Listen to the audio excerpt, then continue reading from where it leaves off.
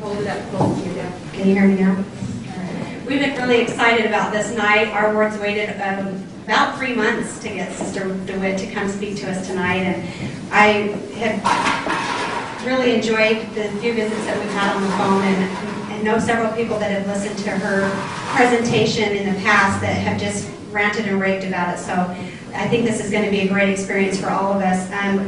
A little bit about Sister DeWitt that I didn't know before tonight. She's the area canning coordinator, so she's the coordinator over 51 states. It goes clear to Blythe and down here to Gilbert. And that's just amazing. She's a very busy woman, and I'm sure we'll learn a lot from her. She's had this calling for 5 years, but she's been teaching this particular class for 15 years. She has a degree from ASU, and she's been married for 35 years. She has 6 children and 15 grandchildren. So we just are really excited about tonight, and turn the time over to Sister DeWitt.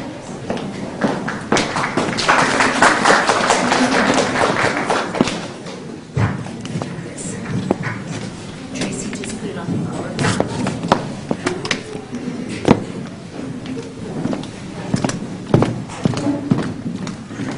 Are you filming?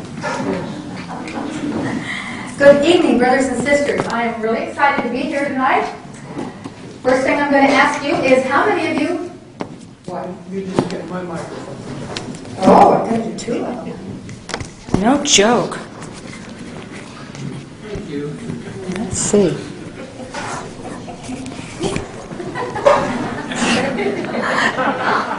I think I'm blushing.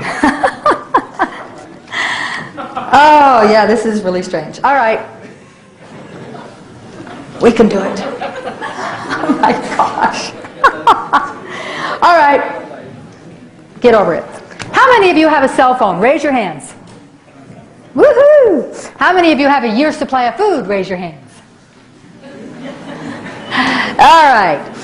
I used to ask why you don't have your food storage.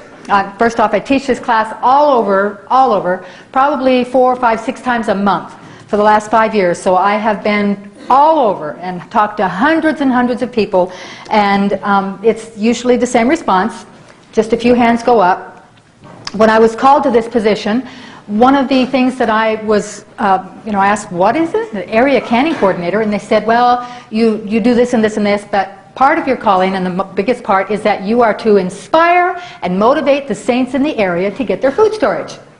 And I laughed and said, 60 years of prophets have had no effect on them, and I'm going to tell them something?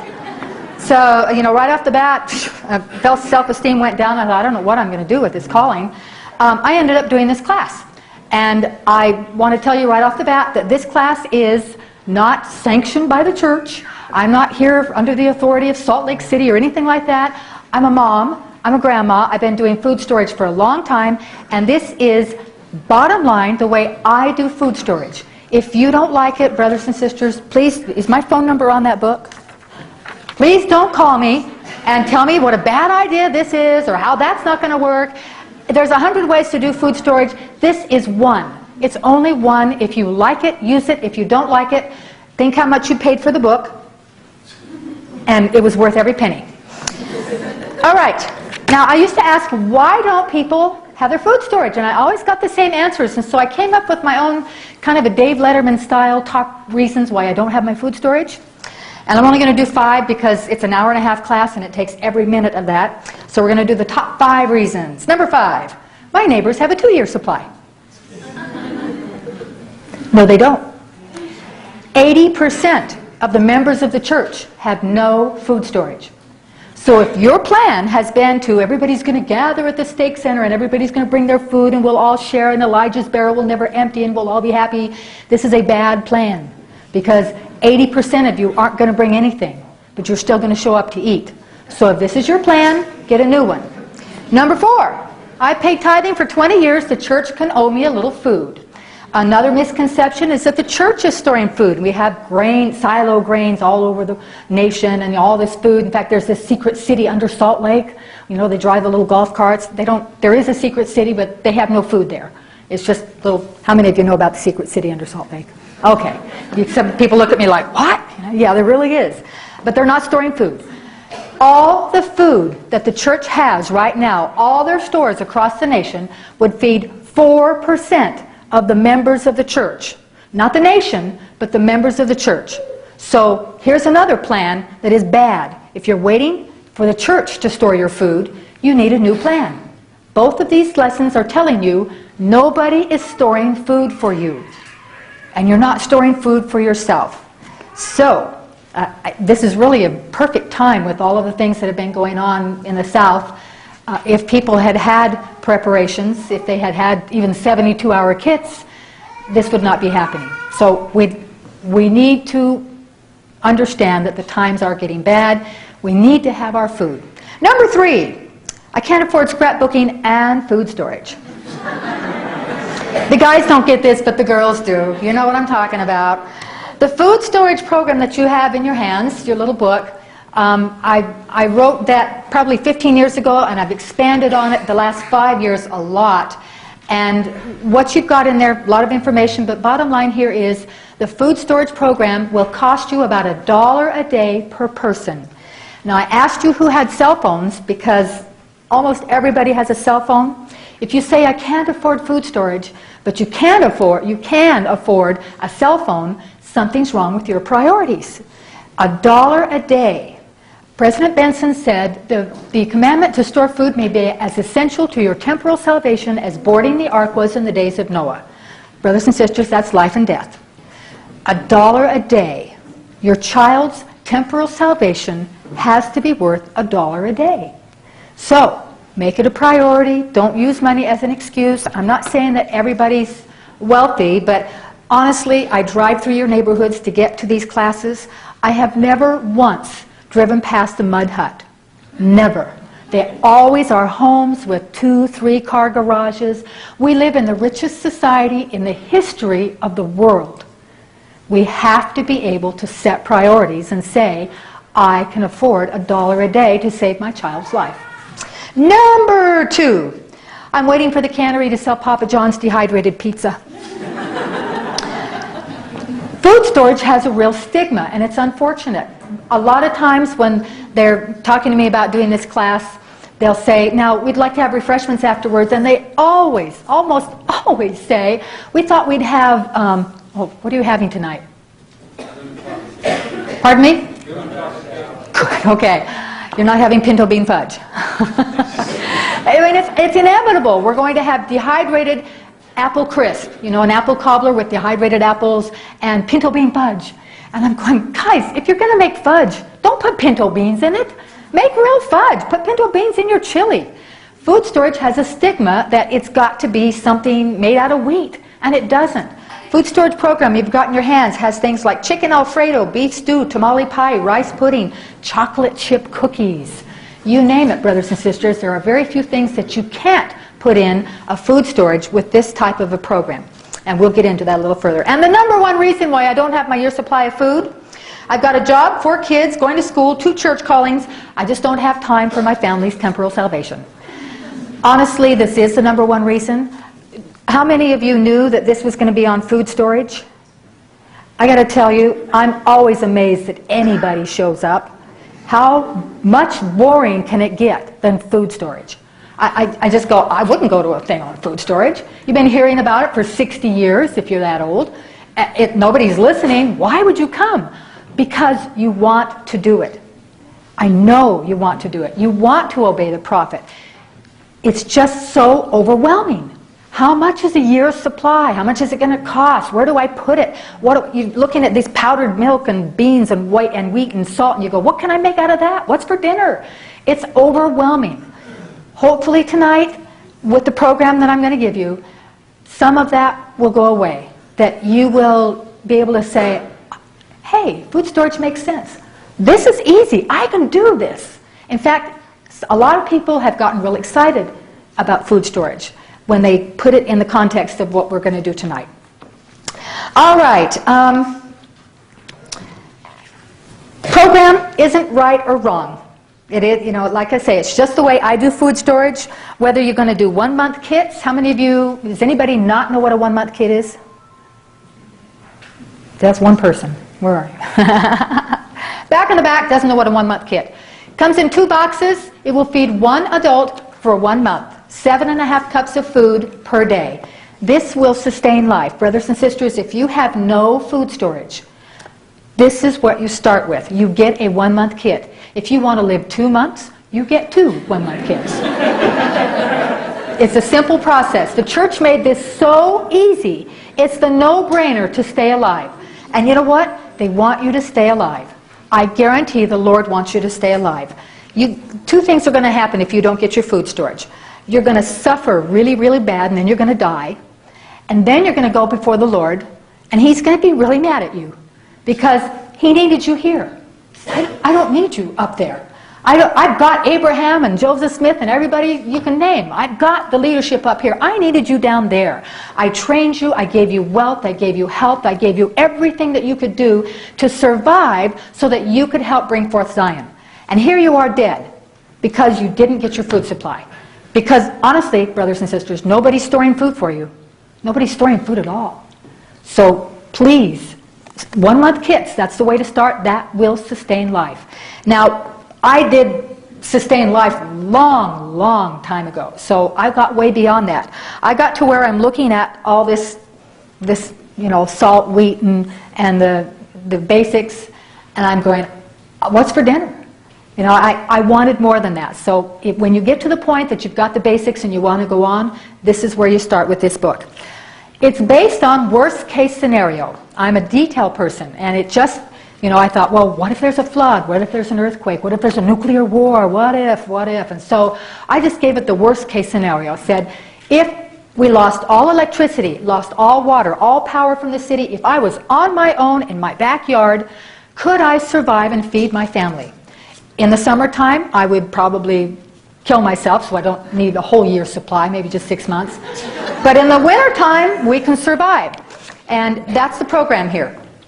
We've got a solar oven for cooking.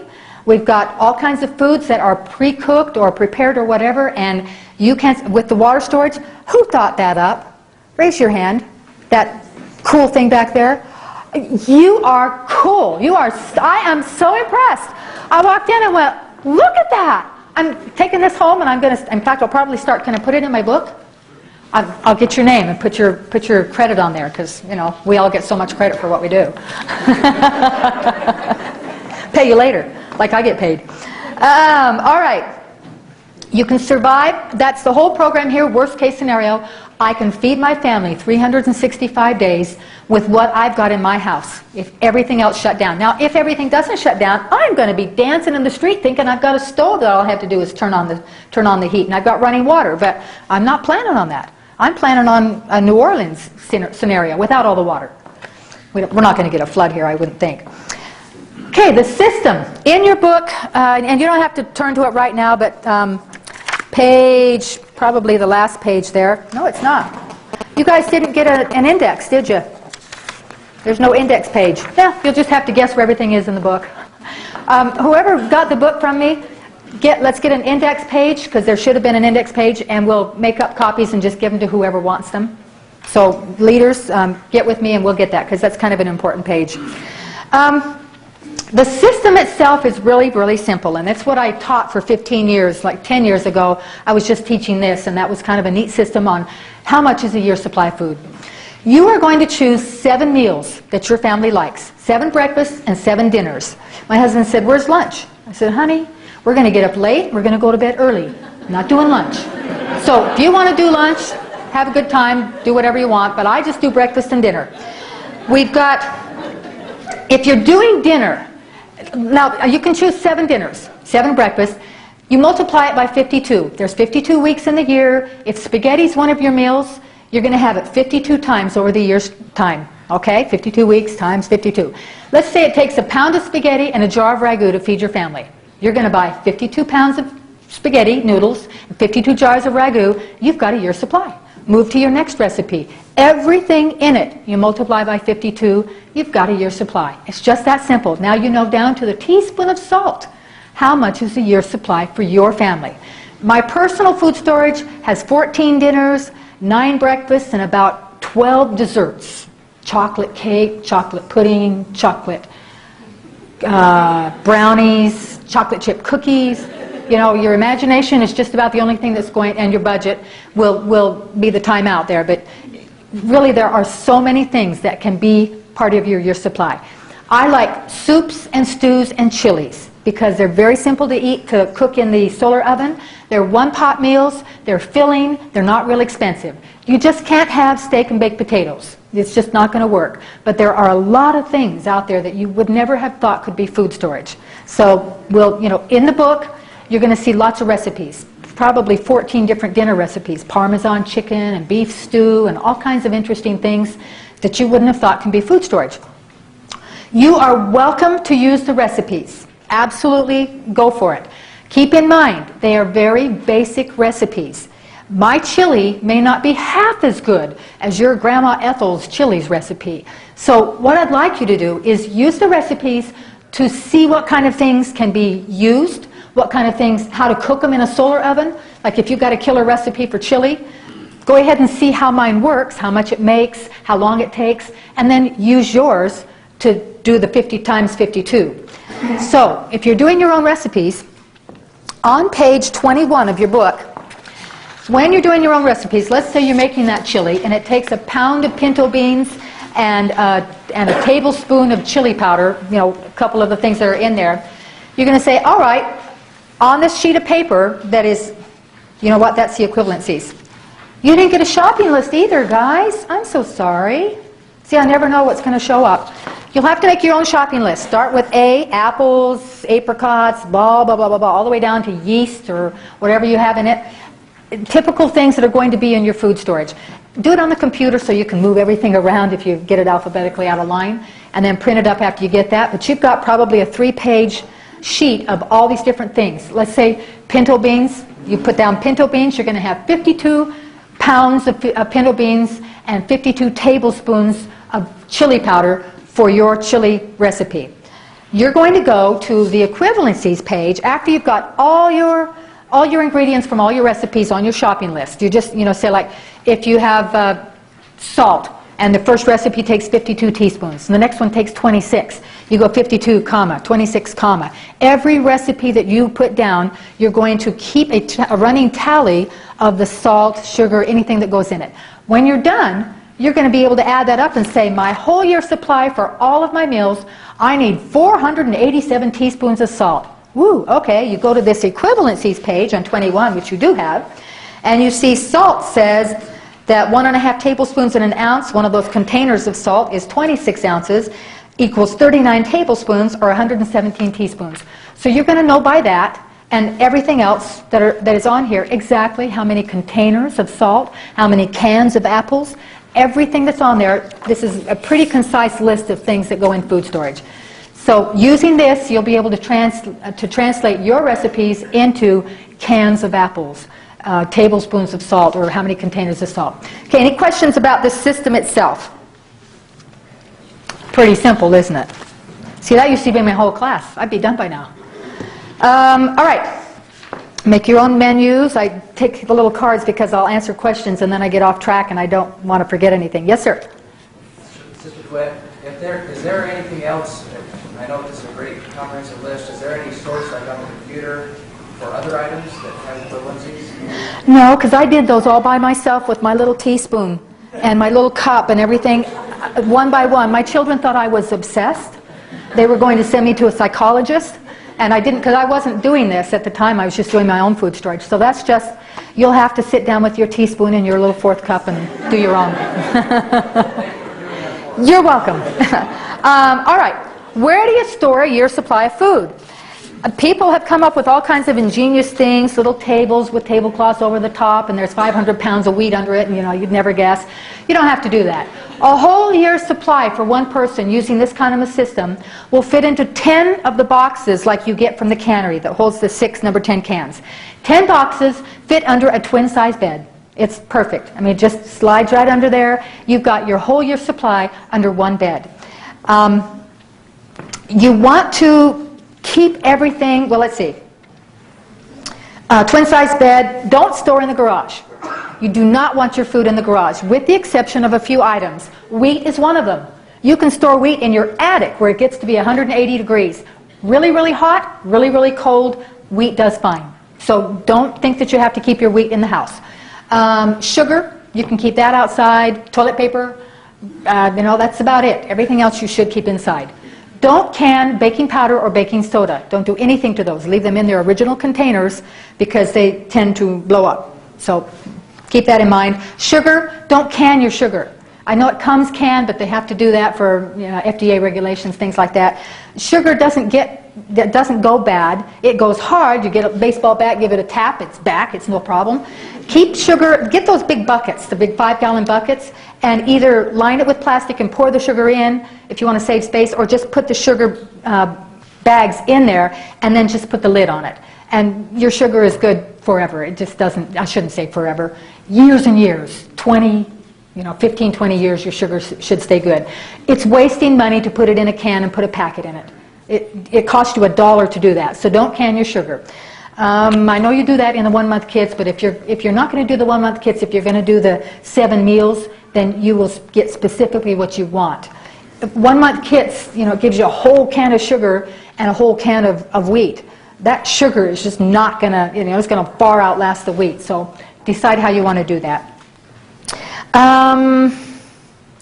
Rotation was always a problem. I'd go in and I'd think, I've got 50 pounds of spaghetti here somewhere, and it's just not there. Or things go bad. You go in there and you go, oh, I didn't know that was 27 years old. I have powdered milk that's 27 years old. You know what? It's still good. It was Milkmaid or something like that. It's still good. So, don't throw anything out until you look at it. And honestly, sometimes you'll open something up and it smells bad. Oats are notorious for that. Yeah, it smells bad. Doesn't mean it is bad. Unless it's green and crawling away. Just put it in a large container, shake it up, let it air out. 90% of the time it will come back. It's just taken on the smell of the can. So please, when you open things, don't assume it's bad. Give it a little time, a few days to air out. Let's see, the rotation.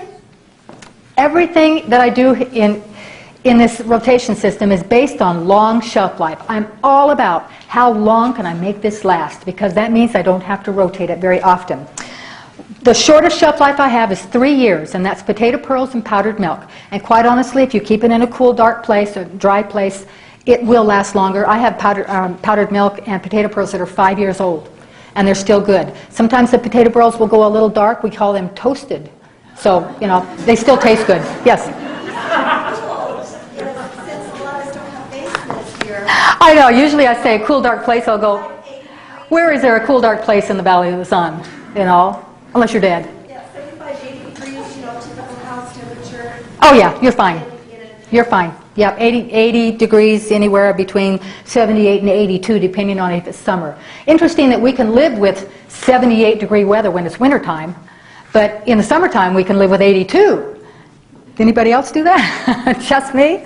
You're going to be really, really hot in the summer, and it's okay. Just, turn that up a little more. Rotation, back to rotation. The process here is you make all your list. You get your shopping list made up. You watch for the sales. This is a really great way to do it, because when spaghetti goes on sale, you go out and you buy your whole 52 pounds or whatever it is that you need. You get it on sale. In a timely manner, and I don't mean in a week or even a month, but in a timely manner, you buy all your food storage that's on your list. Keep your list with you wherever you go, and when you find things on sale, you'll know how much you bought and when you bought it.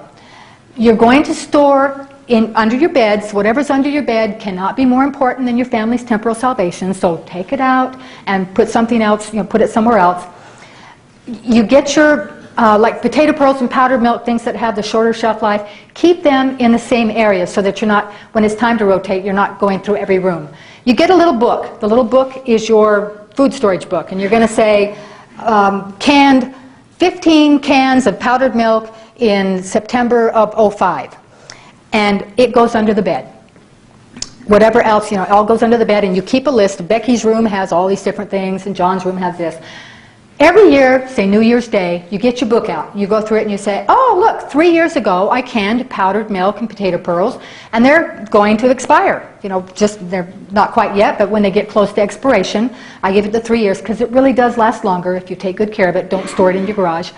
You look at that and you say, well, I'm going to have to replace my powdered milk and my potato pearls because it's been 3 years. So you go in, you go to the cannery, you look at your list, you did 15 cans of potato pearls, you go to the cannery, you can 15 cans of potato pearls, you bring it back, you take the old stuff out, you put it in your pantry, your kitchen pantry, or you give it to your children or do whatever you want to do with it, and you put the fresh under the bed. You now have a whole year's supply, and once again, you've got 3 years to go, because most of the things in the food storage that you have here has a 5, 10, 20-year shelf life. Some of it is indefinite. So with this program, every 3 years is all you have to think about. It works for me because I'm not good at the little cards and the keeping track and the rolling shelves and the whole thing. It just didn't work for me. This works for me. I know that stuff is good until 2010. I know this is going to go bad next year. It's also a good idea to have a food storage slush fund. You're going to spend quite a bit of money on the front end of this. So what you want to do is, after you've purchased it all, take out, say, $10 a month. You know, that's less than going out to dinner, you know, much less. $10 a month, and you put it in your food storage slush fund. 3 years from now, you're going to have $360 to replace your powdered milk and your potato pearls. So it really doesn't even affect your budget. Just keep this little running budget going to replace your food storage as it needs it. All right, any questions about the rotation system? Yes? How do you do spaghetti and pasta things so they don't go bad? Do you can those? Anything that the cannery cans is the best way to do it. I don't like the bags. You know, I'm sorry to if anybody's got those Mylar bags. I just don't like them. They say that mice can't, you know, that nothing gets in them. We have a ranch outside of Sholo, and they made a nest in it. They fed off of it all winter long. So, yeah, the powder from the food on the outside of it attracts them, and they just nibble right through. And you could take a pencil and pop a hole in it just like that. It's just that simple. So I like the cans. They don't, you know, you have to keep them off the ground so they don't rust, but they're in your house on carpet most likely, so that shouldn't happen. But anything you can put in a can, I do, because it has a longer shelf life. All right, let's see. Moving on. We've got the basic foundation of this food storage. If you're not going to do this that I'm going to talk about, forget it. Go back to the 1-month kits, because you can't do this without going through this step. So deal with it. This is canned meat. Don't anybody make any rude comments or I'll take your book away. This is chicken and this is beef. And I know it doesn't look wonderful, but you know, tuna fish doesn't look that great if you put it in a jar, but it's still really good meat. You cannot buy meat that is this good. It's fully cooked and ready to eat. And this is the easiest process you will ever do.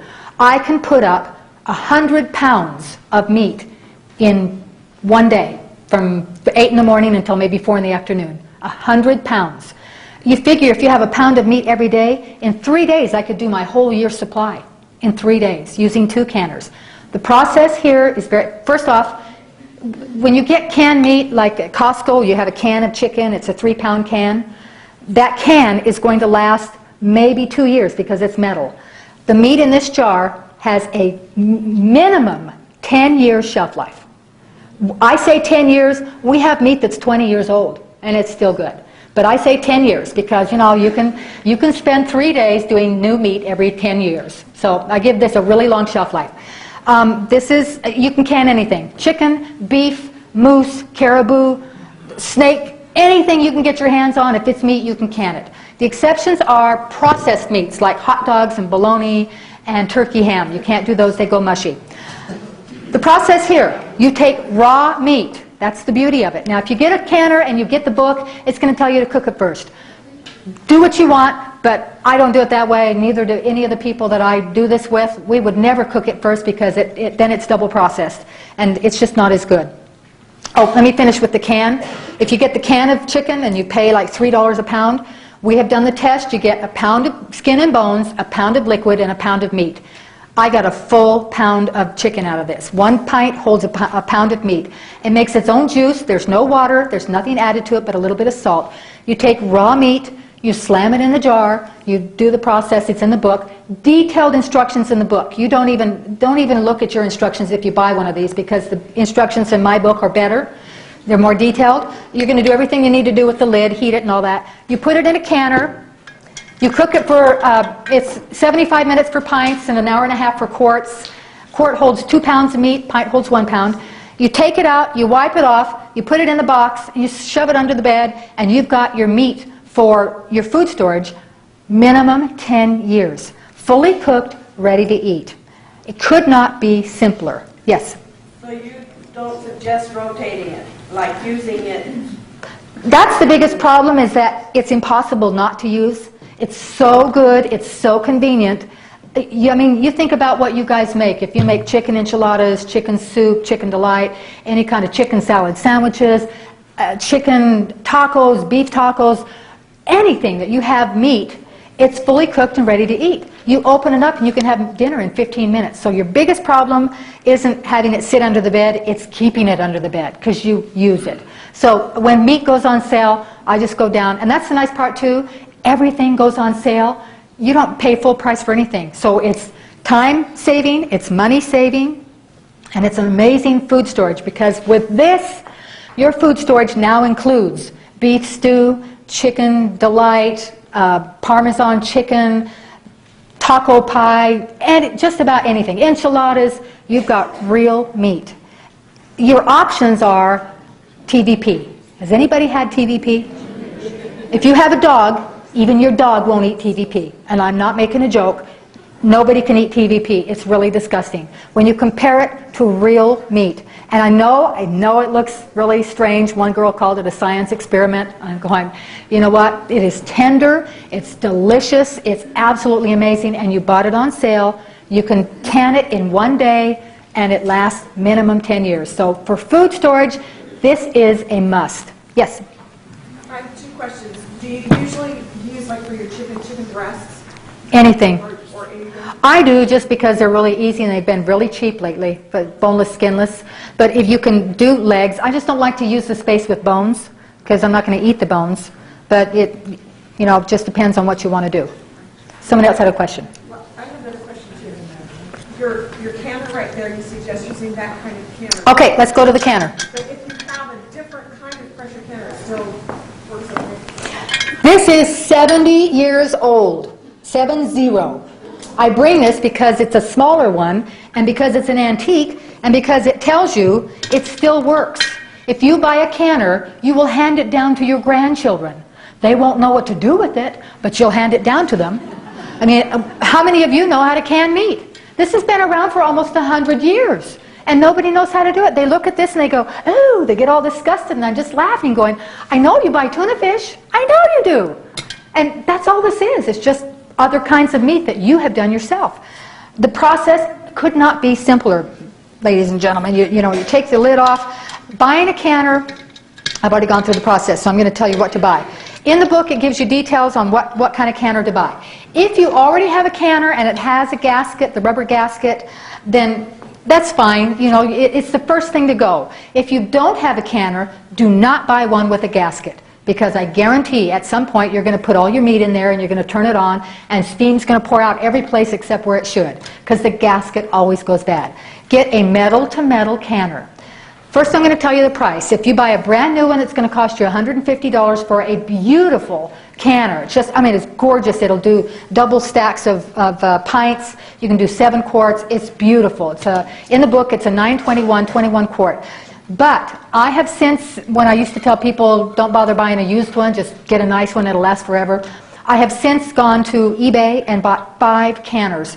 Every one of them have worked perfectly. As long as it is metal to metal, meaning no rubber gasket. It has, when you get on eBay, if you're going to do it on eBay, look at the picture and you can tell. If it has a gauge on it, it has 5, 10, 15, that tells you how many pounds of pressure. It should have a release valve on it, over here, this type of thing. It should have the little wing nuts that will, you know, clamp down the lid. Pressure release. Inside it should have a tray, because the bottles should not sit on the bottom of the canner. It should sit on a tray. And basically those are just the 5 requirements. The 5 that I purchased ran between $50 to $70, and that included the shipping. So you can get a really good deal on eBay buying a used one. Or if you have, and if you're worried about it, the Extension Center will check them for free. ASU Extension Center, just call them and they'll check your canner for free. Question? Has to be a pressure canner. For meat, you have to have pressure. Yeah, they've got the bath, the water bath, all those types of things. It has to be a pressure canner, has to be under 10 pounds of pressure for 90 minutes, the whole thing there. You don't cheat on that. If you ever, I've only had one jar in 10 years, 15 years of doing this, I've only had one jar that I opened up later and the seal was not, you know how if you hear this, okay, that means it's come undone. Don't even mess with it. Just throw it away. Do not take any chances. But if the lid is still good, it's not bulging, should be fine. Had a question? Can you replace gaskets? Yes. Go online and like if it's a Presto, just go online to Presto and ask them, I've got this model number, can you send me a couple of gaskets? And that way you'll have them for... So if you were to find one on eBay that used gaskets, it wouldn't be that bad? I wouldn't. No, because they're not going to cost that much less on eBay. If you're looking at $50, it's just not worth having the hassle of having to keep gaskets around and wait for them to go bad, because they always go bad. Yes? Can you use a regular pressure cooker then? Is that what you're saying? A pressure cooker. The difference in a pressure cooker and a pressure canner, if you're looking on eBay, put in both names because a lot of people don't know the difference. They call it a pressure canner when it's actually, or they call it a pressure cooker when it's actually a pressure canner. But it should be a pressure canner. But the requirements that I gave you make it a pressure canner. Some people have said that they've done that with pressure cookers. But I don't know how they get to 10 pounds of pressure, how they know that it's at 10 pounds unless they've got the gauge and all the little things that go with it. So they may call it a pressure cooker. If it's got all these things, it's a pressure canner. Same. Any other questions about canning meat? Extension center. If you have a used canner and you're worried that it's not working or you're concerned, okay, in the old days, I know you've all heard stories about pressure canners blowing up and it killed Aunt Ethel and all 5 of her kids. It's just, you know what, the accidents did happen. They were generally gasket types and they weren't watching it, they walked away. This is, you know, a car can be dangerous too if you're not careful, but you just have to sit with it. You don't go to the movies while your pressure canner is cooking your meat. You stay right with it. So it's just not dangerous. We've been doing it forever. And if you're careful with it, it isn't dangerous, especially the new ones that have all of the release gauges and all the valves and things like that. So they're very safe. Just use common sense. All right, any questions about canning meats? Let's move on. Oh, I have some other things that I have to tell you. Look at my little things here. It doesn't take any liquid. Please don't call me and say, do I put water in this? It's just meat. You jam it in as far as you can. Don't cut it up into small pieces. If you put large pieces, you can always cut it up later. So hamburger, I put in raw also. And hamburger, if you broke the jar, you'd still be holding a Mason burger. You have to literally cut it out of the jar, but if you don't do that, if you cook it first, it turns into little tiny grainy. It's just, you can't eat it. So I put it in raw. Everything is raw, a little bit of salt. You can put spices in there, but I don't like to. If I want chili and I picked out a jar of hamburger that has taco seasoning, then I don't have the versatility. So I don't put spices in it except for salt. You can. It's not a big deal. Yes? I was just going to ask on hamburger and you just answered. Okay, any other questions on that? Glass top stoves, I used to tell people you probably don't want to cook on a glass top stove, but I have a glass top stove, probably cooked 300 pounds of meat on it. My sister back east has cooked 600 pounds on her glass top stove, no problems at all. So make that a decision of your own. If you are uncomfortable, then don't. You can use a little propane cooker out in your backyard and do it that way. If it doesn't seal, if you take the meat out, use good jars, buy new jars to start with, make it just a little investment of saying, okay, I'm going to buy new jars, because if you get jars from DI or Grandma's Attic or something, they may have a little hairline crack and you'll open up your jar and you'll have all this meat floating in the water and it's really sad. So use good jars and then you can reuse them over and over and over because you know where they came from and how many times they've been used. Let's see, if it doesn't seal, you take it out and one hasn't sealed, you have 2 options. You can have it for dinner tonight, or you can put a new ring and a lid on it and recook it. It'll be double cooked, but it's great for soup. Also, after Thanksgiving, sometimes you'll have a whole lot of turkey left over and you're thinking, you stick it in the freezer and you wait till a year later when it's turned different colors and then you throw it away. Just go ahead and can it. You can can already cooked meat. by putting a little liquid bouillon in it, little chicken bouillon or something like that. And it will be double processed. It's not a big deal. It's great for soup. Doesn't have the same texture as when it's fresh, but it still cooks and seals up beautifully. So you can, my husband went elk hunting, swore he was going to get an elk, so I cleaned out my freezer. It was like, 80 pounds of meat waiting for this huge elk. So we went out and bought some hamburger to fill the freezer. But I cooked everything that was in there. I just put it in jars, and it's beautiful. It doesn't have any, you can use anything with the exceptions of the things that I told you. All right. Cookers. I think we've covered everything on that. The book tells you what sizes are really good and what to get and what not to get. All right, let's go to, in your book, on your source page, page 20, A Bite of Independence. This is a book that is not published anymore, but the publisher I'm good friends with. I don't get any kickbacks on anything, so don't hesitate. Bite of Independence is a really great book on how to make everything from scratch. This is the kind of book that tells you how to make cream of mushroom soup. I didn't know you could make cream of mushroom soup.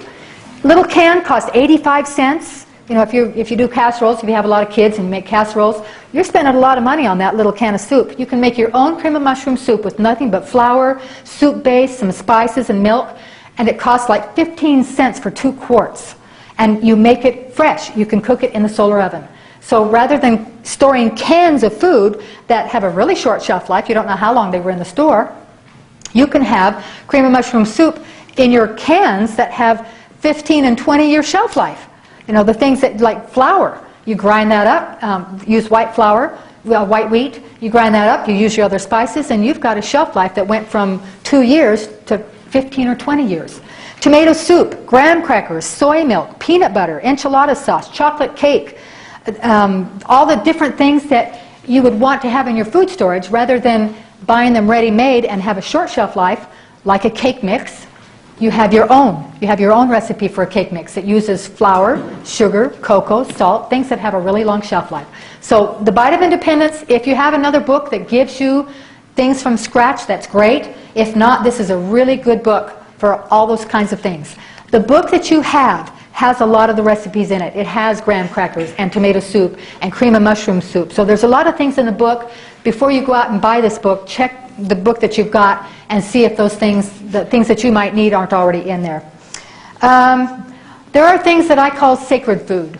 Wheat, beans, Crisco that comes in the metal top can, not the little pullback, but the Crisco in the old type. Those are sacred food. I'm never going to open those. Hopefully, 50 years from now, when I'm dead, my great-grandchildren will be going through my closets and going, "Oh, look at this wheat, how old it is." It costs you $1 every time you can a can of wheat. If you're making homemade bread all the time, just buy some wheat and put it in a bucket. Because every time you open that, you have to replace it. It's going to cost you another $1 to replace it. So things that have a really, really long shelf life, 15, 20 years, put those in the back of the closet, and 20 years from now, if we haven't used it, hopefully none of us will ever use it in the next 20 years, but if you haven't used it, then you can take it out. Your book will be all matted and who knows what it's going to look like, and you probably won't have any teeth to eat the food, but you're going to say, all right, it's probably still good, but if not, I'll replace it. So that's the things that really last a long time, I do not open. I'll just go buy fresh. Yes, sir? I'm curious, how do you handle like pinto beans and the other types of beans? If you've had it 3 years, they're old. I mean, not that they taste bad, just that you can't cook them. Pressure can them. Okay, so you Pressure. pressure can it in glass jars. In the glass jars. Go online, put in pressure can pinto beans, and 500 websites will come up to tell you how to pressure can or how to pressure cook them. I started in '96, and I probably have enough food storage for 10 years at least. Same here. And I tried cooking my pinto beans even with my pressure cooker. I could just, I could pressure. You know what? Beans are so cheap. Buy some new ones. Well, but I don't want to lose the ones I've got stored. I know. I've got that same attitude. I just can't throw anything away. Guy with a gun, they always talk about the guy with a gun who's going to come and take my food. He's going to get my soup mix and You guys have eaten soup mix, haven't you? Yeah, he's going to get my red wheat because I love the white wheat. I have a hard time throwing anything away too. So the beans I would do pressure cook. Let's see. So that's honey is another thing that's sacred food. You can, and don't buy honey in those great big 5-gallon jars. Get them in the smaller things because you can put that in the solar oven and the heat will bring it back. You know how it gets crystallized? You can just heat that up in the solar oven and it's a really easy process. But a great big container, it's really hard to chunk that stuff out and try and reconstitute it. Yes? Where can you find crystal in the metal top? You can't. I bought it all. When I knew they were going to the foil top, I just went over to Costco and bought about 46-pound cases of it, and they just went to the foil top, and I'm really unhappy about that. But the good news is the foil top still has a 10-year shelf life, and that's not bad. So, and we carry the Crisco at the cannery, even in the cardboard container, still has, they say, a 10-year shelf life. So, you know, even the butter flavored, it's great. In fact, somebody remind me to talk about Crisco when we start talking about this. Because, in fact, I'll just tell you now, this little machine, I opened up one of my 6-pound jars of Crisco. It's called a jar vac. And because somebody said, oh, they don't last that long, and it was 5 years old. Opened it up, and it was beautiful. And I was really ticked to think that I'd opened up my sacred food just to prove a point. And then I'm looking at this 6-pound of Crisco, and I'm going, I am never going to eat 6 pounds of Crisco in 1 year because it's going to go bad. Once you open it, it's got 1 year, maybe not even that long. And so I'm looking at all this Crisco and I thought, hey, so I put it in the jars and I vacuum packed it, date it, and it's just like it's never been opened. It has its unlimited shelf life again. I've got Crisco now that's 3 years old that I jar vacked.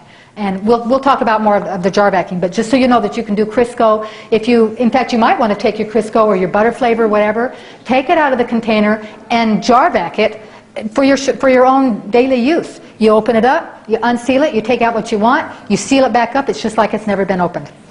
All right, let's see. We did spices. Where do you get that machine? Oh, I'll get there. Don't worry. Spices are going to make or break your food storage. You can have a bowl of beans, or you can have a bowl of chili, and it's all about spices. The place that I've written down here, if you've got another place, that's great, but if you don't, this is a wonderful place to go. It's called Saguaro Spices. It's like 35th Avenue and Indian School, so it's a little ways out. Maybe go in with some neighbors. They sell spices by the pound. That little tiny container of cinnamon in the store that costs you $3, this is a pound of cinnamon for $3. Do you know how big a pound of parsley is? Those of you who cook with parsley, it's like this big. You'll never use a pound of parsley. But spices, I'm giving spices a 10-year shelf life.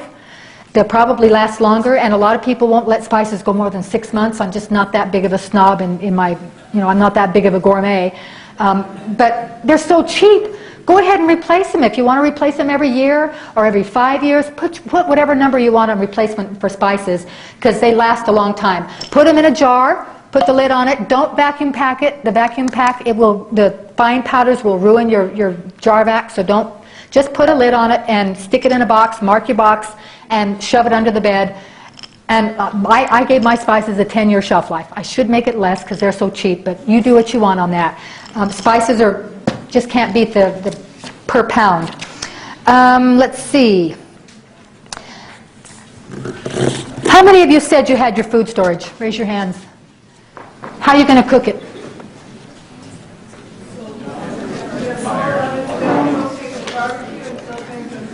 As long as you got a solar oven, you're set. Because everything else, you can have propane, but guys, it's illegal to have a 5,000-gallon propane in your backyard, and it's not safe. And it would take that to a year's supply of food. We don't have yards big enough for wood. Can you imagine going out there in 118-degree weather and starting the fire? You know, the solar oven, I can't lift it because I'm all wired. I feel like I'm going to explode. But if somebody can lift this up for me. The solar oven is amazing. It is, okay guys, come on. You. Lift it up so they can see, because a lot of people have never seen a solar oven. This is the coolest toy I've ever had. I actually have 2 of them. Set this out in your backyard. Okay, thank you. That's all you had to do. Lift up the lid. You put your food in there. In 20 minutes, it's up to 250 degrees. In 30 minutes, it's up to 300 degrees. The hottest I got this thing was 345 degrees. I really wanted 350, but it wouldn't quite get there. So if somebody says it'll do 380 degrees, don't buy it. I've been doing this for a long time. This was the best one I've ever seen. I really like this one. In your book, costs about $150. You go to survivalunlimited.com or some other places. I understand there's someone else bought one in this area, but it is about $150. I paid $250 for mine, and I bought 2 of them because I was so impressed. I wanted to cook dinner in one and do desserts in another. You can't start dinner at 5 o'clock, by the way. Not going to work. So get used to having your big meal in the middle of the day like our ancestors did, and then have something at dinner, you know, some kind of bread and milk or jam or something like that. It will cook anything. It bakes bread, it makes cinnamon rolls, it makes granola. I can do tapioca pudding and thicken it in the solar oven. I can make a cheese sauce or a cream sauce. I mean, everything. The only thing that I could not do in this solar oven was fry. I can't get the oil hot enough to fry. If you really have to have fried foods, that Indian fry bread just is not going to escape you. You'll want to look into a parabolic solar cooker. But if not, I don't have one because I'm just going, hey, you know, whatever. I can make cinnamon rolls and chocolate chip cookies. What else do I need? I can do it in this. So solar oven really is a must because you can have all the food in the world, but it really doesn't taste good to chew raw wheat. It just doesn't cut it when you can have homemade bread. Yes? It's in the book. The book tells you exactly what kind of cookware to get. Buy your oven first and then your pans, because your oven, if you've got this lovely pan and the handles are too big, not much you can do about it. So, and it talks all about painting jars black and all kinds of fun ideas that you can do for cookware. Yes? Will the solar oven work in cold climate? It does not depend on how hot it is. It depends on whether the sun is shining. Now, I confess, when it's 122 degrees outside, it gets hotter faster. But it still gets to 45 degrees in the middle of winter as long as you're facing it towards the sun. It's all about the sun and the reflectors. You can cook in a solar oven in Alaska as long as the sun is shining. So from where we are, 364 and a half days of sunshine a year, this is perfect for us. And I really would, if you've got a big family, I'd get 2, because it takes about twice as long to cook. If bread takes 25 minutes, it takes about 45 minutes to cook bread.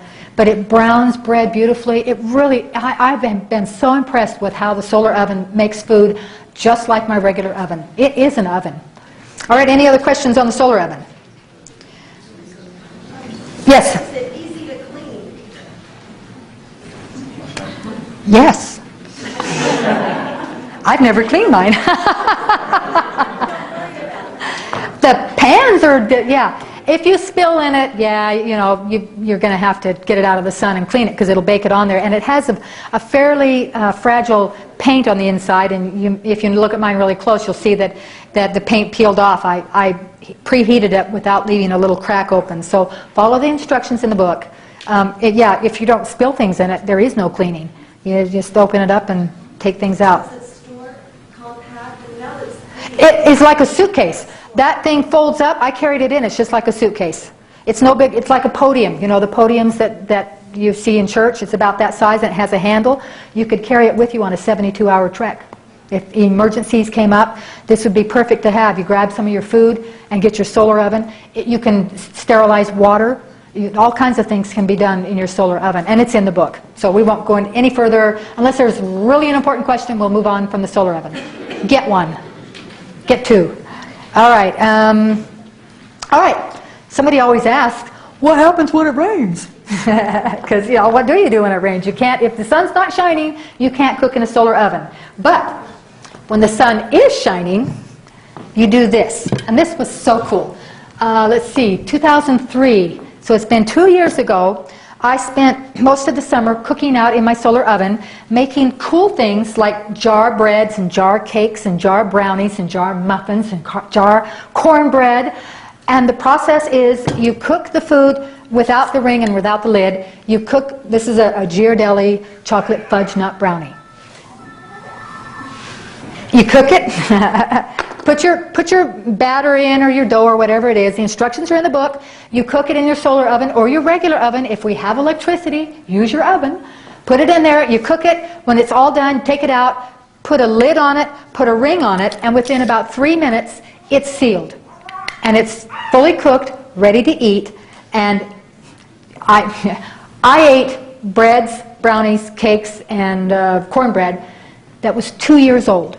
Last July, I ate the last of my cornbreads that I made in July of 2003. Absolutely delicious. The more moist things were really good, like the applesauce cake was wonderful. The brownies were wonderful. Bread, you know, it was a little dry, but it was okay. Still bread. You could still toast it and put jam on it or something. Now, the idea here is not how old of a cake can I eat before I die. That's not what we're about. What we're about is, on your sunny days, you go out and you bake your little hearts out. You make breads and cakes and cookies and brownies and cornbread, all kinds of muffins and blueberry muffins and all these things. And you have all this fully cooked food sitting on your shelves.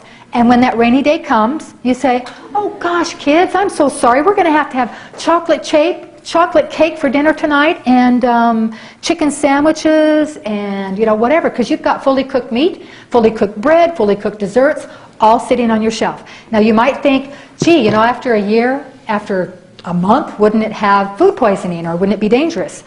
Normally it would if you used eggs. We use Knox. Every recipe in the book has exchanged the eggs with Knox unflavored gelatin. And it can be a generic brand. In the book it tells you where to get it bulk. If you buy it bulk, it's about 3 cents an egg. And the process is in the book. It's so easy. You add a little cold water to a teaspoon of Knox. You add a little hot water, you stir it up, and it acts just like an egg. It raises brownies and cakes, and it thickens tapioca. It works wonderfully. And the good thing about this is, where powdered eggs have a really short shelf life and they're very expensive, this is, I call this unlimited. This is forever, and it's really cheap. I got this from a lady at the cannery. I asked somebody there who has some really old Knox, and she brought this, and I said, how old is it? And she said, well, I got it from my mother, and she's been dead for 17 years. So I don't know how long she had it, but it's really old because it doesn't come like this anymore. So we figure 20 years plus. We're looking at least a 20-year shelf life, and there was no special container at all. The little paper packets work the same. So everything that I cooked with this really old Knox, and it worked beautifully. If you have somebody who's allergic to eggs, I would do this now, because your kids can have all kinds of things that they couldn't have before, because you can exchange the eggs with the Knox. All right, any questions about jar breads? Yes? How does it come out of the jar? Okay. Spoon it out. You want to use straight-sided jars. They're called jelly jars. If you can see this, it'll just pop right out. And that's really, and you put Crisco in it, and the instructions are really nice. Now, I guarantee if you have a chocolate cake in a jar that has a neck like this and it won't come out, if you give a kid a fork, he'll find a way to get it out. So don't worry about what kind of jar you put it in. Fill your jars with food. So no problem there. All right, any other questions? Okay, I noticed that the jars that you're using are only pint that I can see. Is there a reason for that, or can you use quart? Yeah, because the pints are easier to carry, and when I drag all this stuff in, the quart jars get really heavy. That's the only reason. You can put it in quart jars. If those big pickled, no, you can't do the pickle jars, because they don't have the kind of screw-on lid.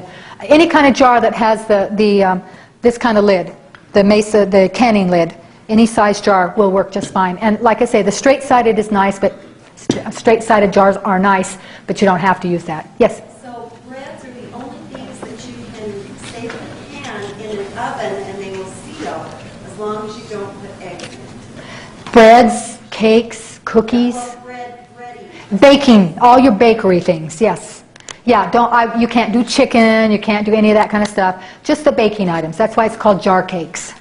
Jar cakes, cornbread is wonderful. The recipe in the book is a really good cornbread recipe. All right, see if I've forgotten anything. Breads, brownies, muffins, cakes, cornbread, cookies. Cookies are a little difficult because, it's so thick, but it still works. It'll still go for you. Let's see.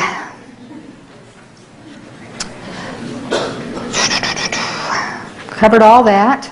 Yeast will last indefinitely if you put it in your freezer. Even those vacuum-packed ones, keep them in your freezer, as much yeast as you're going to need, and you'll know exactly how much that is because you would have put it on your list. Every time you needed a teaspoon of yeast, you put it on your list. Keep it in the freezer. Outside of the freezer, it has a 1-year shelf life. So figure that's what we've been told to get, a year supply. Just keep it in your freezer and you should have it forever. White wheat is a hybrid kind of wheat that a lot of people, including myself, really like. Red wheat, the turkey red hard wheat, is a little heavy for me. It's a little, the texture, the taste, it's just a little heavy. I'm a white bread fan, and can't do white bread because that's not good for you. White wheat is kind of our little blessing that the white wheat or the white bread fans got. It's hybrid, but it has all of the nutritional value, the moisture content, the cost is the same. The only difference between the turkey red hard and the white wheat is whether or not you like a lighter texture, lighter flavor, lighter color, everything. It's almost like you've taken whole wheat bread flour and white flour and mixed them half and half. So if you're not a wheat fan, or if you have allergies to wheat, a lot of people have fewer allergies with this kind of wheat. I'm just not a real whole wheat fan until I got to the white wheat, and it is really, really good. So try that. You can't exchange it in your 1-month kits. If you want white wheat, you have to go down and can it because it's not an exchange item. Yes? I heard that the white wheat doesn't last as long as the red. Not true. It's not true. Yep, it has the same shelf life. There's no reason for it to have a shorter shelf life. It's got the same moisture content and the same nutritional content, everything about it. And we're talking 25 years. So if it lasts 23 years and somebody's nitpicking, I'm still giving it a really long shelf life, and it goes in the back with my sacred food. Yes? The spelt, which is a white, looks like wheat, but it's longer grain. That is what they took out of the pyramids. And that's what lasted. Yeah, they found wheat in the pyramids that still sprouted. So I give wheat a really long shelf life. I don't like wheat, like a bowl of wheat, a bowl of cereal. It's just not in my food storage. If I'm having wheat, I'm grinding it up and I'm making cinnamon rolls or homemade bread. So wheat is definitely in my food storage, but just depends on how you want to use it. Get a wheat grinder. Doesn't do you any good to have wheat if you don't have a grinder. And the one that I have in the book is countrylivinggrains.com. It's in the book. But the reason I got it, it's the largest wheat grinder they make. Brother Rogers, didn't you say you had one of those? It's great. It is wonderful. The only problem is it's about $350, but it is the largest one they make. It grinds anything. And the reason I like it is because if you email the guy that you buy it from, he will send you directions on how to hook it up to a bicycle, a stationary bicycle, and you can ride your bike and grind your wheat. So I thought that was kind of a cool idea. And if you've ever done this, trying to get 18 cups of flour, you're going to really want a larger grinder. The last thing I have here is this cool toy called the Denny Jarback. And it tells you in the book where to get it. I'll tell you right off the bat, it's going to be about $55, $60, depending wherever you get it. It will cost $90 elsewhere, but go to the book. I can't remember where it is. QVC.com, and shipping and everything should be about $55. If you don't do anything else in this class, you're going to want this. Even if you don't believe in food storage, if you're here because your wife made you come and you think it's ridiculous, get one of these, because you will not believe the absolute how much fun this toy is. And it will save you a lot of money. What you're going to do, okay, first off, if you have a food saver, anybody have a food saver? If you've already got a food saver, then you don't need to buy one of these. You can get something called a jar sealer. Get online, everythinghome.com, and it's a little toy, a little contraption that goes over the top of your lid, and it sucks out the air using your food saver. If it has the port on the top of it, a little hole on the top, and a little rubber tube comes out of it, and then this attachment, you can do the same thing that I'm going to talk about. If you don't have a food saver, don't bother getting one. This is better. It does more, and it's easier. If you called, let me find my note. If you called Salt Lake and said, can I store raisins or nuts or cornmeal or brown rice or chocolate chips or dried fruits or sesame seeds or butter or peanut butter? They'd say, no, you can't store those. They're high sugar, high oil content, they go bad. I mean, you've all gone in the pantry, ladies, to get walnuts to put in your chocolate chip cookies, and they're rancid. You've gone to get chocolate chips, and they've gone white or powdery, or they're, it just goes bad, especially in Arizona. We've all done that. How much food have we wasted? We have... These are chocolate chips that were stored on the same day. This is over July of '03, so these are 2-year-old chocolate chips. 2 months after I stored these, they started turning white. If you'll notice, it's just a nasty white powder because the seal came undone. So 2 years later, the chocolate chips are still absolutely perfect. You can open it up. Listen. Open it up. Take out what you want. Put the lid back on. Seal it back up. Put it in your little Denny jar back. And it's just like it had never been opened. You have indefinite. We have chocolate chips that are 15 years old. We have raisins that are 20 years old. Granted, the raisins are a little sugary, but you know what the raisins would look like after 20 years if you didn't have them sealed up. Yes, question? Do they go maybe frozen, the chocolate chips? Yeah, they turn white. Why bother? And takes up room in your freezer. You seal them up with your jar back. You've got a 15, maybe 20-year shelf life. Why bother with the freezer? Stick it in the box, shove it under the bed, no problem. The different things that I talked about that can be sealed are going to make your food storage. This is where it always gets everybody's going, because it's so exciting. He's going, you mean I can store after Halloween last year? Yeah, you know, huh? My husband's not here. Oh, taping this. Cut the tape. I bought 30 or 40 pounds of Snickers and Baby Ruth and all my favorite candy bars. I put them in the quart jars because they held more, stacked them in, already still wrapped, I stacked them in there and stuffed them in and put them in and sealed it up. Man, I had candy for a week. It was just... They're still good. I opened one up the other day. My grandkids came over and I passed out candy. Absolutely just like the day I bought them. A year later. Yes? When you reseal those chocolate chips, you use the same lid over and over and over. Open it carefully so that you don't bend it, dent it, or anything. You can use that lid over and over and over. That's the cool part about this is with a can of food, once you open it, it's done. You have to use it. With this, you just seal it back up. Put more in it, seal it back up, take it out, whatever. It's amazing. It's the coolest thing because you will never have nuts or raisins or poppy seeds or sesame seeds. Nothing goes bad. I can't even tell you what the shelf life is on a lot of this stuff because we've never had anything go bad. We've been doing it for 20 years and we only realized like 10 years ago how cool this was. You know, we had some things that had been, my sister gave her niece, her daughter, my niece, some raisins and they were still in a cupboard someplace. Those are the ones that were 20 years old. And she said, yeah, she opened it up and she said they were a little grainy. They'd kind of gone sugary, but they were still good. She put them in oatmeal cookies and they were delicious. So I don't know what the shelf life is, but I know it's at least 10, 15 years. Can you use those PET containers? Has to be glass jars and metal lids with the gasket. That's the only thing it will seal. It won't do any plastic. Yes?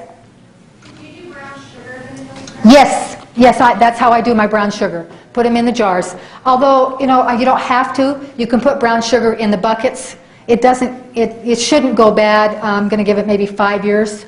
You could put them in the buckets. And even though it goes hard, chunk some out and put a little bread in it and it comes right back. Brown sugar is resilient like honey. All right, the other cool thing about this. Yes? How tightly do you crank the Oh, thank you. Don't crank the lid really hard because then it won't be able to seal. I got a call from New Jersey, of all places. I'm going, I've never been to New Jersey. How'd you get my number? That was funny, but she had the book and she was using it and she said it won't seal. And we finally discovered they were putting the lids on too tight before they put it in the jar back. Now, a quart jar will fit. Yes, see this is a spaghetti jar. The cool thing about this is any glass jar with its original metal lid can be resealed with this. You can't do that with the food saver. But the jar back, baby food jars, spaghetti jars, hot sauce jars, and start saving your glass jars in their original lids because you put stuff in it and you seal it up and it's good to go. How many of you have taken out a jar of spaghetti sauce, ragu, and you pour out half of it and you make your dinner, you stick the other in the refrigerator, and you come back in a couple weeks and there's more there than when you put it in? You might think this was a good thing. Normally, having more would be good. This is not a good thing. You don't want this to happen. Put it jar after you take out what you want. When I got mine, I emptied my refrigerator and I resealed everything. My garlic, my hoisin sauce, my spaghetti sauce, my hot sauces, everything. I sealed it all up. 3 months later, it was still exactly like it was. It was still fresh. 3 months later, in the refrigerator. Please, if it belongs in the refrigerator, keep it in the fridge. If it belongs on the shelf, put it on the shelf. So if you're canning chocolate chips, it'll go on the shelf. If you're resealing spaghetti sauce or hot sauce or something that would normally go in the refrigerator, put it in the refrigerator. And you will not have food go bad. It's amazing. It'll pay for itself just in not having spoiled food. Someone had a question? Nope. Let's see. Peanut butter, shortening, I talked a little bit about that. This is butter, and I sealed this last year, and I have some butter and margarine that is 2 years old, going on 3 years. And you clean the lid really well, clean the rim really well. Just put anything, butter, margarine, shortening, seal it in your jar back, date it, and it sits on the shelf. And you might go, huh? Your grandmothers never put refrigerated their butter. It always sat on the counter. And I'm over 50, and I remember my grandmother a long time ago, back in the days when they had an ice box. They kept their butter on the counter. You didn't have to refrigerate it. We just do. This does not have to be refrigerated. You can store butter and margarine and Crisco and butter-flavored Crisco, any of that stuff, and it sits on the shelf. Don't put it in the garage. Any questions? What about oil? I haven't done oil. Every recipe in the book, I've exchanged oil with shortening, because shortening has a really long shelf life. Oil has a really short shelf life. And I figure I've already got 10 years in that container. If I buy oil and put it in the jars, I'm going to have to use the jar and go through the whole process. So I don't use oil. I know there are some people who are really hooked on the virgin oil or blah, blah, blah, whatever it is. I just never did. I'm not that fussy of a cook, and so everything's been exchanged with shortening, and that's just fine with me. I melt it in the solar oven and use it just like oil because of the long shelf life. So even the church has exchanged. If you notice, the 1 month kits don't have oil in them anymore. They have shortening because it does have a long shelf life. Yes? There are two ways. You can, in California, my counterpart in California said that they were putting jars of peanut butter in cans, throwing a couple oxygen packets in it and sealing it up, and they were going on 5 years. They had a 5-year shelf life. Problem is you can't get very many jars of peanut butter in a number 10 can. I'm finding that if you take it out of its jar and put it in, once you open it, then go ahead and transfer it into a quart jar and seal it up, you should be able to expand that shelf life. Peanut butter has, what, a 1-year shelf life?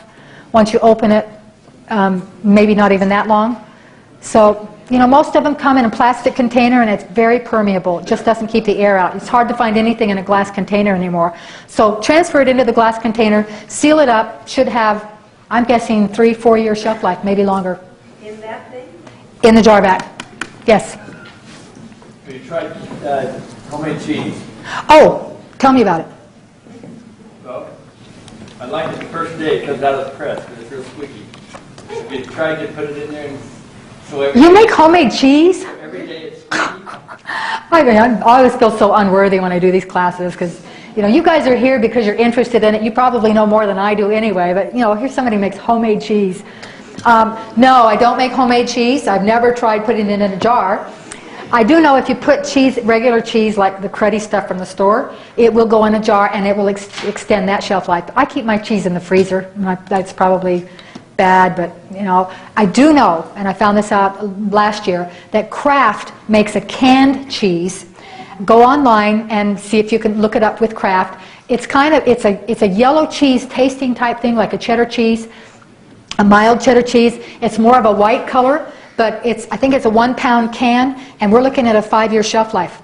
So this is the first time that I have found anything that will store cheese for any length of time, a hard cheese, like when you want a great cheese on your enchiladas or your tacos or something.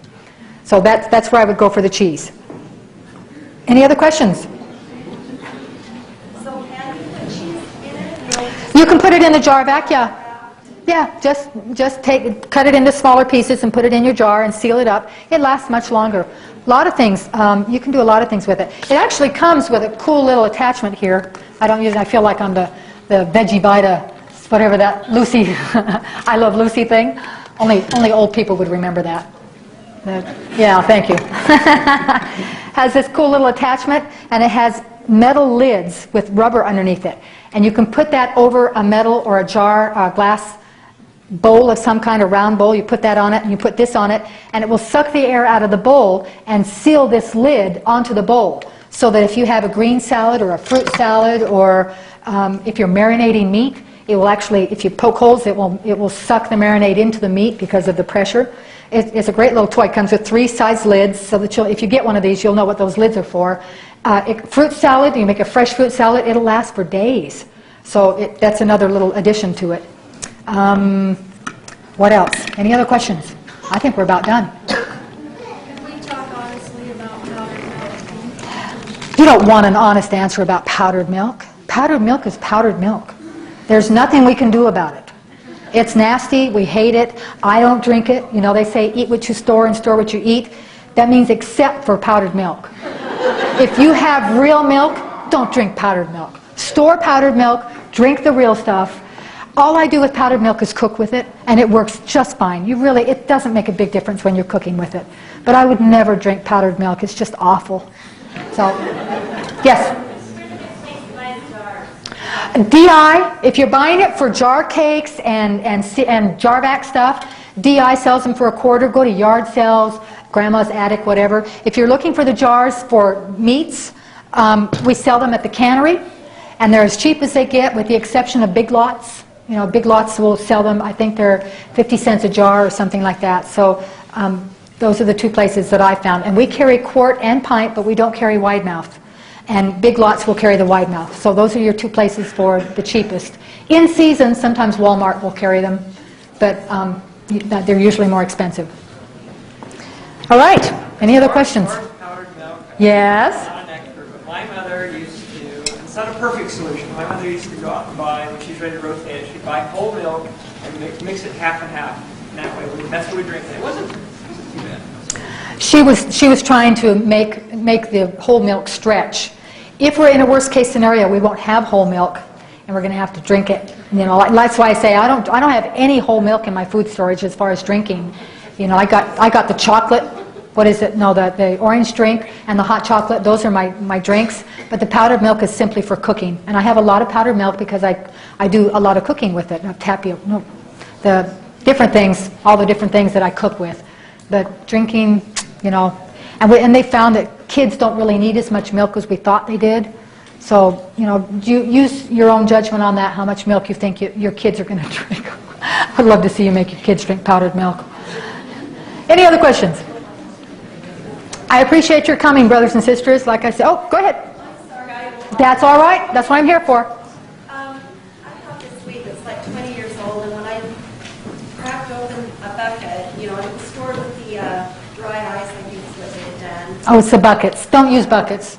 We get bucket food all the time, and it's always gone bad, so use cans. But anyway. Well, it's buckets, and I've got several hundred pounds of this, but I opened it up, and clinging from static cling were just little shells of weevils, but there were no live weevils. There were just a few of those little shells, and I mean, what do you do? Just grind it up and nobody knows? Did you hear her say that? What do you do? Just grind it up and nobody knows? Personally, I would buy new wheat, because wheat is cheap. It's one of the cheap things. If this was your chocolate chips, I would be feeling really sad for you, because, you know, it's chocolate, but this is wheat. Go buy some new wheat. Go buy some new wheat, toss it. If I see shells in there, I guarantee the bugs were there. They were there. Those are their grandchildren, you know, somewhere in there that are just waiting. Get some new wheat. Pour it over a fan, the fan blowing the blow and stuff out. Oh, really? And shoot the fan to your neighbor's house. Question? Where do you store your water? That's just the coolest thing I've ever seen. That right there. I'm going to use that in every class that I do. I think that is the coolest thing I've ever seen. You throw it out every 6 months. Conference comes, in between conference sessions, empty out the water, put in some new. You know, that's about it. You empty it out twice a year. In the book, it tells you how many teaspoons of bleach to put in it, but I've never seen anything that is more ingenious than that. And it doesn't take up very much space. You'll have to store water, brothers and sisters. You know, You can have all the food in the world, but if you don't have any water, you're going to have no way to cook it unless everything is, meat and breads and ready cooked things. But you're going to need water. Yes? Where do you get your barrels? Where did you get your barrels? Because I got mine 15 years ago. I don't know where to get them anymore. There's a number of places here in town to get them, and there's a sign-up sheet back there for people interested in barrels. There you go. And once we have a count for how many people may be interested, we'll negotiate a price. And those of you who are still having trouble with the word of wisdom, you can go to the Coke and Pepsi things, and sometimes it still tastes a little bit like that. You can, get your fix. Yes? Don't throw your feet away. Okay. I'll go put my number somewhere. Call me. My cows love it. Yeah, okay, the pigs and the cows and... Cannery calls me all the Yeah, time. my homeowners won't let us have pigs and cows, so, we'll give them to you. Yes?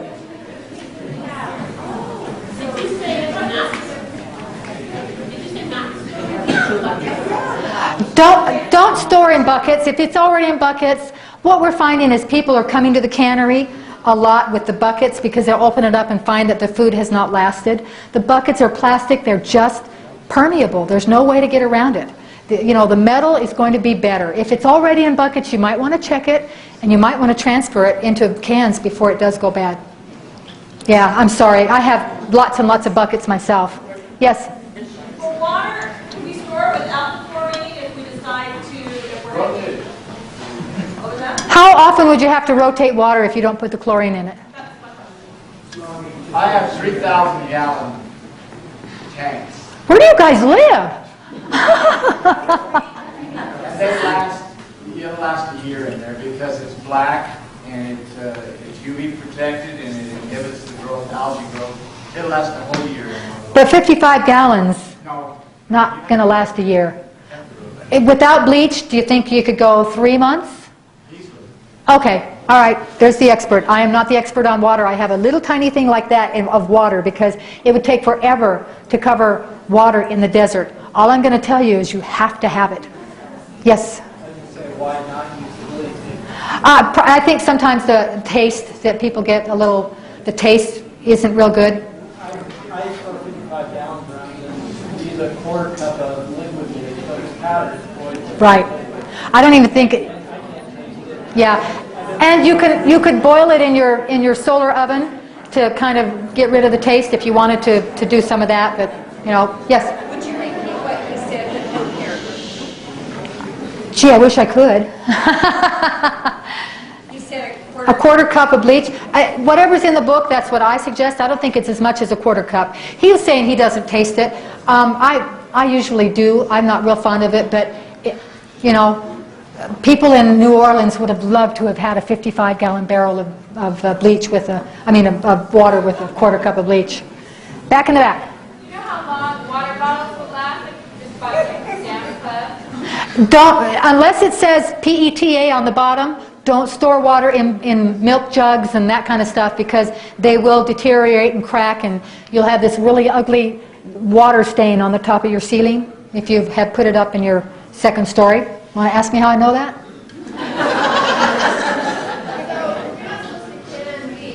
You're not supposed to put it in a plastic container. What kind of metal container are you supposed to put it I'm not supposed to can meat? Wheat. No, you do can wheat. Can wheat. Don't put it in plastic buckets. Sugar. Don't can sugar.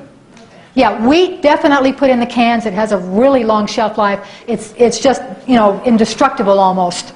That's a really great way to... Anything that you can store at the cannery, anything that they store, put in cans, because that's a good way to store things. It's safe, it's clean, it stacks easily, everything about it is good. But there are a lot of things that you can't put in cans, like chocolate chips and raisins and other things that we have to store in different ways. Any other questions? How do you best store pasta? In the cans. Yeah, in the cans. This is personal, but I don't particularly like the pasta, the spaghetti from the cannery. It's too thick. So you might want to, if you found that, don't buy 200 pounds of something that you haven't tried just because it's on your list. You might be unhappy about that. So be sure and test things first. Yes? Where did you say to get the solar oven? It's in the book. Survival Unlimited. It's on your source page. Solar ovens at the bottom of page 20. Got it? Any other questions? It always takes an hour and a half. Isn't that amazing? I love it. Brothers and sisters, thank you for coming. I really do love doing this. You know, sometimes I'm thinking, oh my gosh, because it's all over the place and 5-6 times a month, and yet every time I do it, I feel a spirit that just it lifts me, it makes me glad that I'm doing something. Hopefully it was something that has inspired you. That's my calling, is to motivate and inspire you. If anything here has inspired you that you would like to use and get your food storage, then my time has been well spent. I know the church is true, brothers and sisters. I know the prophets have never given a prophecy that is not going to be fulfilled. Every bad thing that you've ever read, this will be the most horrible time in the history of the world. I mean, there's been a lot of history, and a lot of it's really bad. It's going to be worse than anything that's ever happened.